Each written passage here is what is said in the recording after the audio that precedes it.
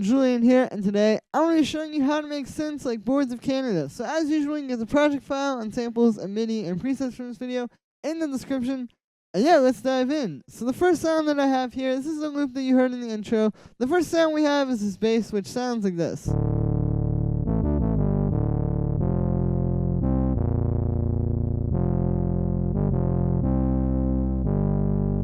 So the way that I made this sound was with Ableton's Analog. I'll briefly talk about the MIDI. You guys may imagine this is very similar to Roy G. Biv by Boards of Canada. That's kind of the vibe I was trying to go for, like those sort of vintage, like nice kind of old school synth sounds.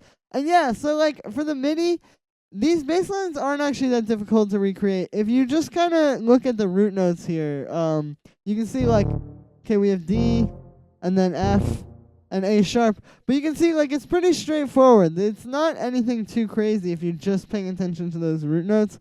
Like if I get rid of all this other stuff, so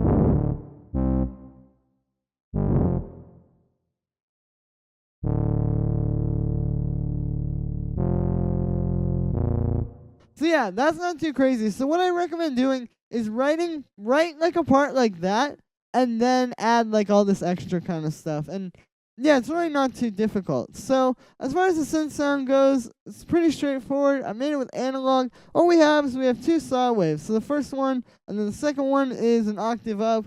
And what those are doing is they're going into a low pass filter, which has this envelope on it. So that's what's giving it that kind of like whoomp.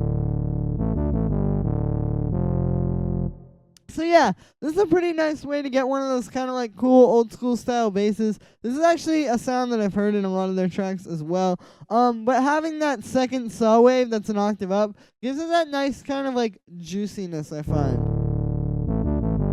Like if we put this down an octave, it doesn't feel as like smooth and like I said, like kind of juicy, so it's a nice technique. So after that, the only other thing that I did in analog was I added a bit of vibrato. So you can see 7 on 31%. The rate is at 2.6 hertz. It's not doing a whole lot. It's just adding a bit of kind of like warble to the sound. This is a really important thing for Boards of Canada style. Is like this sort of like tape cassette style like lo-fi warbliness that the synths tend to have. So that's what this vibrato is for. It just does that. So then after that, I have the saturator on here, which is just doing a pretty basic distortion. It's beefing up the sound, but then it's also adding kind of like this unique grit to the sound. So here it is without it. So you can hear that sounds like kind of a pretty basic saw wave / low pass filter combo. But when we add the saturator,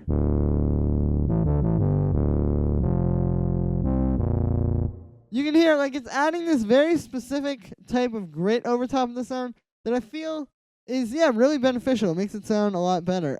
So what I'm doing here is basically I have a bit of drive, and then you can see I use the wave shaper. I just kind of played around with the depth and these different settings to get it to sound right. And yeah, this is important. The saturation definitely, because it's gonna give, especially with your bass, like that nice warm kind of saturated sound. So after that, I have a bit of reverb, so I didn't want to go too hard with this. The thing is, I was listening to like Roy G. Biv and a few of their other tracks, and it sounded like when they use these bass synths, they tend to put a little bit of reverb on it, and it's a good technique. The reason why is because it helps to give your bass a little bit of like space. Like I think a problem that a lot of times people have when they're making music just completely in the box is like if you make a bass or you make some drums or something, you usually just put it in kind of dry. Like obviously, you want to put effects on stuff, but sometimes people tend to put stuff in without a lot of effects to give it like space, like not a lot of chorus or reverb or anything like that. But when you add this to the bass, it just gives it that nice extra little bit of space. And you can see I don't have the decay time up too high, but you can hear that. And when I turn it off, it's not as nice, and actually it kind of sounds a little bit less like in the same world as the other stuff. Versus when I turn this reverb on. Yeah, I feel like it helps it kind of fit into there a lot better. So, again, the key here is just short decay time, not too much dry wet, just enough where you can hear it. So then after that, I just have this EQ8, which is cutting out some low end, which may seem like a bit of an odd thing to do on a bass, But again, listening to Boards of Canada's tracks, either they were using a synth that just didn't have super strong low end for whatever reason, or the way they recorded it didn't really capture that, or something. But I noticed that their basses don't tend to have those like really, really deep subby tones, or like they aren't, they aren't just super hard hitting in the low end like that. It's more in like the notes that the bass is playing, and just the fact that it's in the lower range than the lead and this other keyboard thing here. So yeah, you don't really want to have those super, super low frequencies for this sound. I think it helps it sound more analog too, because like obviously analog synths can have that really powerful bass. Well, a lot of times, like when you record a bass line from like a Moog or something like that, it tends to not really have that super, super low sub. So that was why I cut that out. Again, I was just trying to get a more authentic kind of like old school sound. So then the next thing that I have here is this lead, which sounds like this.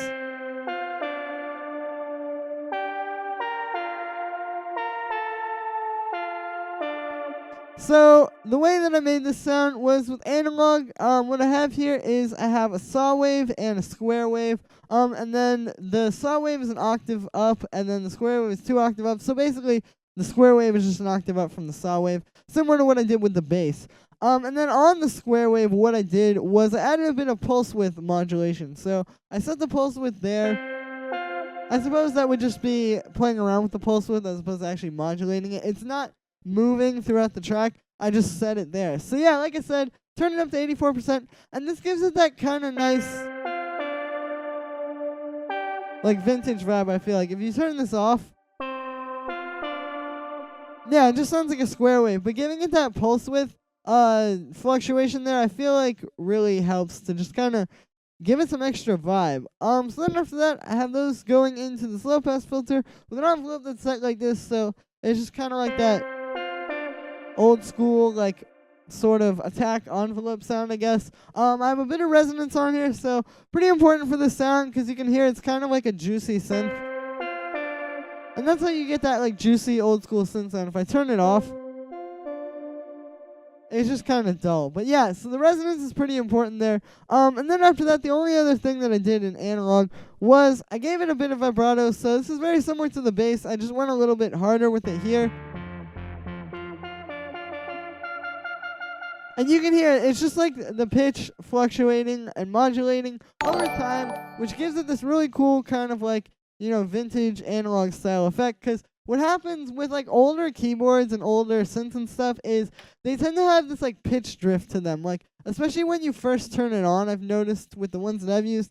Yeah, like the pitch isn't always perfect. Sometimes it'll kind of like warble in and out. And not only that, but also when you put like synths through certain effects that they were using, the Boards of Canada were using, or that they were using kind of back in the day to get these kind of old school synth sounds, it tends to give the pitch some kind of like warbliness. Like when you put things through tape or like a cassette or anything like that, it tends to do that. So this vibrato just is a good way to achieve that in the box. And the key is just the slow rate, because if we turn the rate up, I guess that's still kind of cool, but it's not the same as like the slow warble. So yeah, I have that on literally 1 hertz or 1 hertz, I guess you would say. And then I have the amount on 63%. So yeah, just the high amount and slow rate, that's kind of the key there. So then after that, I have this chorus here, which is pretty straightforward. You can hear it. There's without it. I feel like this just helps give it a little bit more like of a watery sort of texture. You can see the dry wet is pretty low, and it's really not doing a whole lot. But what it is doing is I feel like just adding a bit of smoothness to the sound. And then finally I just have this reverb. Pretty straightforward. Obviously adding reverb to your synths. Pretty important if you want like a big spacey lead like this. And the thing is, this lead has enough space between the notes that you can have like a long reverb. Like I talk about this a lot on this channel if you're familiar with my other videos, but I think that like, yeah, when you have a reverb with a lot of decay like this, the key is just to have a sound that isn't going to be playing super like rapid notes. Like if you have a really fast 16th note arp, you wouldn't want to use a long reverb on that because it's just going to get lost and kind of messy. But with a sound like this where it plays a note and then kind of gives you some space to digest it, you can have like a longer reverb like this. So that's kind of the goal there, was I just want to have like that long spacey reverb to accentuate the spaciness of the sound. So then the last thing I have here is this little Rhodes, which plays in the background. It sounds like this.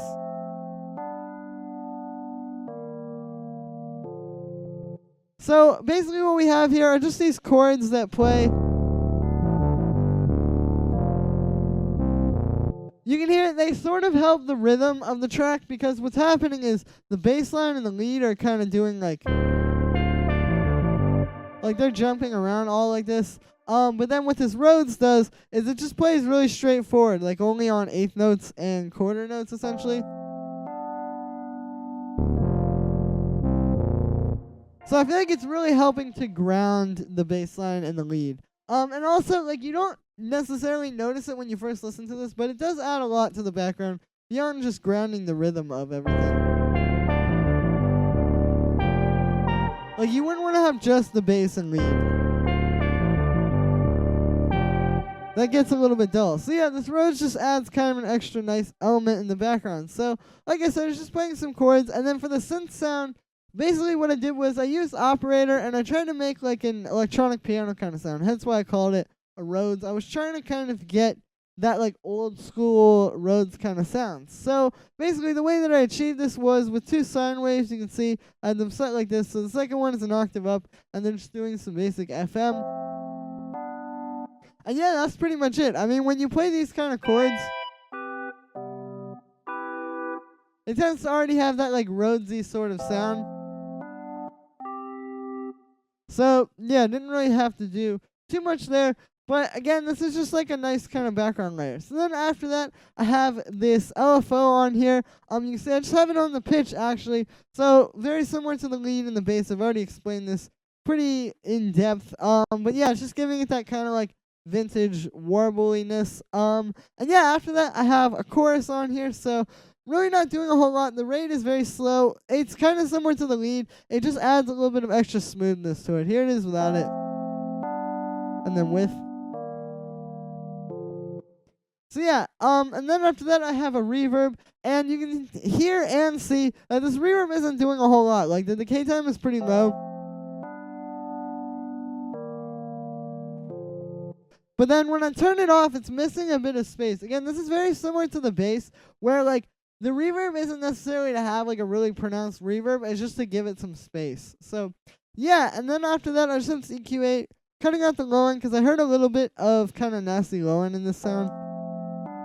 And you can see it there, like, when those notes first hit. So, there we go. I just cut that out so it would fit in a little bit better. So, that's pretty much it for this one. Like I said, the main thing I wanted to show you guys here is kind of like how to use a synth, like, and especially just like a very simple Ableton synth that's like in the box, nothing too crazy with it, and kind of give it this like vintage, old school kind of feel that a lot of Boards of Canada synths have. So that's going to be it for today, guys. Make sure to let me know what you think of this video in the comments, and make sure to like this video, as well as subscribe. Once again, you get the project file and samples from this video in the description. You can also check out my social media, which is on the screen right now. Thank you again, everybody, and I will see you tomorrow with another tutorial.